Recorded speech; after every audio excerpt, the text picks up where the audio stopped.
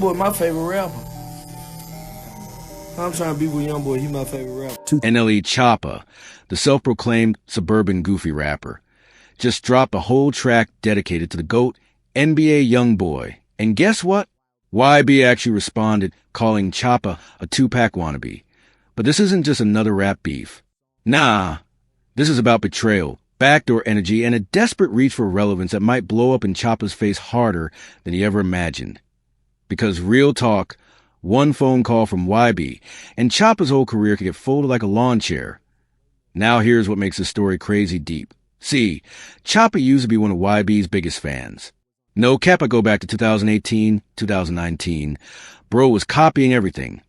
The same hairstyle with the dreads, the same aggressive energy, that Louisiana-style street vibe. Even though he's from Memphis, he said it himself in multiple interviews. YB was his favorite artist.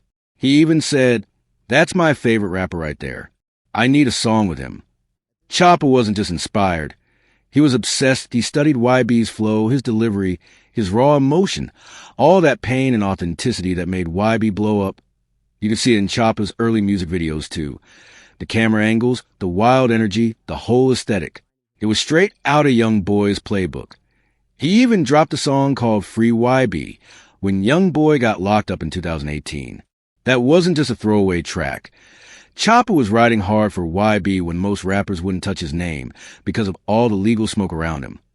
That was loyalty, or at least it looked like it.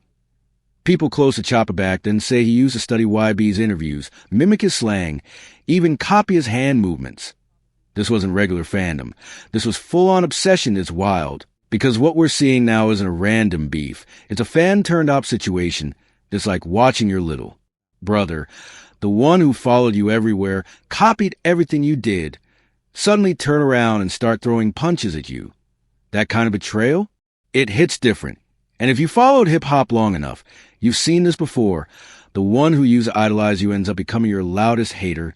It's like they gotta prove something.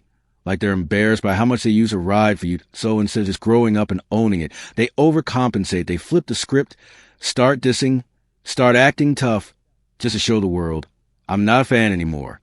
I'm my own man now. That's exactly what's happening here.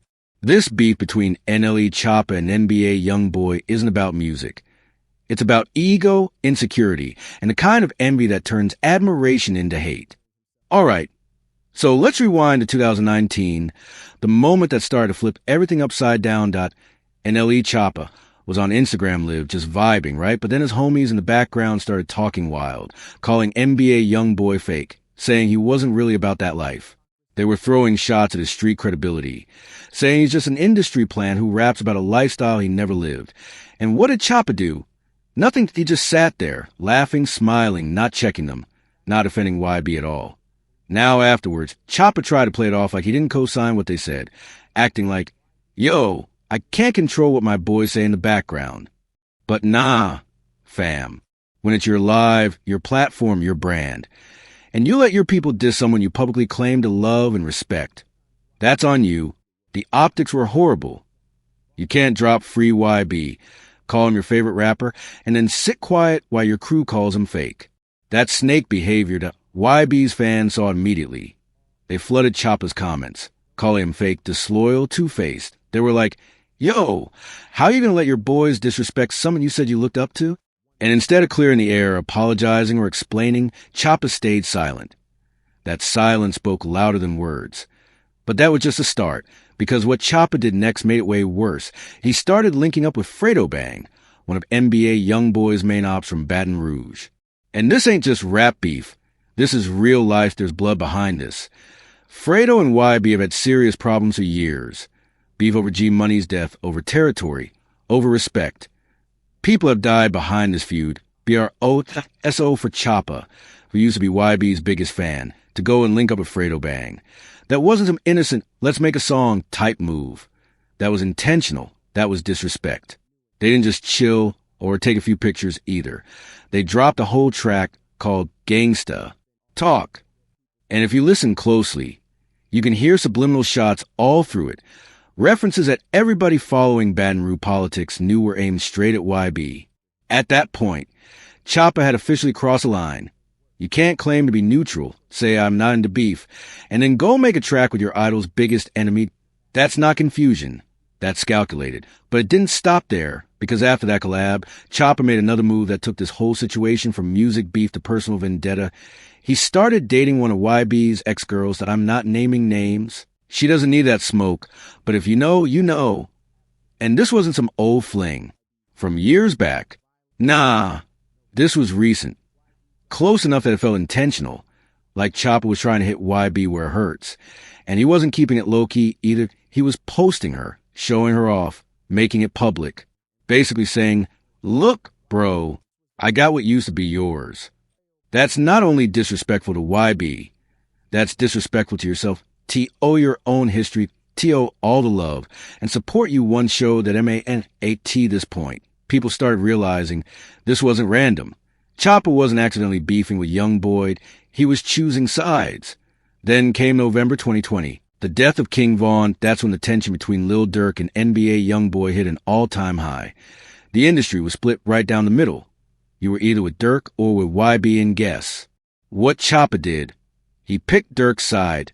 He was posting R.I.P. King Von, showing love to Durk, commenting on OTF posts, basically making it clear which camp he was rocking with. And look, that wasn't just showing support. That was making a statement. Because the Durk versus YB beef wasn't some rap promo. This was real-life drama. People were getting killed. The feds were watching. The streets were boiling. SO for Choppa to jump in and align himself with YB's enemies again. That wasn't just clumsy. That was dangerous. And it proved one thing. Choppa wasn't just trying to separate from YB's shadow. He was trying to stand against him. By this point, it was crystal clear. Choppa had made his choice. He was officially on the other side. And that's when YB finally snapped. He dropped a track called I Know and went full demon mode. He didn't hold back. He sent direct threats, not subliminals that IT wasn't just rap. It was real anger, real betrayal, real street talk. You could hear it in YB's voice. This wasn't just about competition. IT was personal. IT was pained. IT was like, you used to ride for me, and now you're standing with my enemies?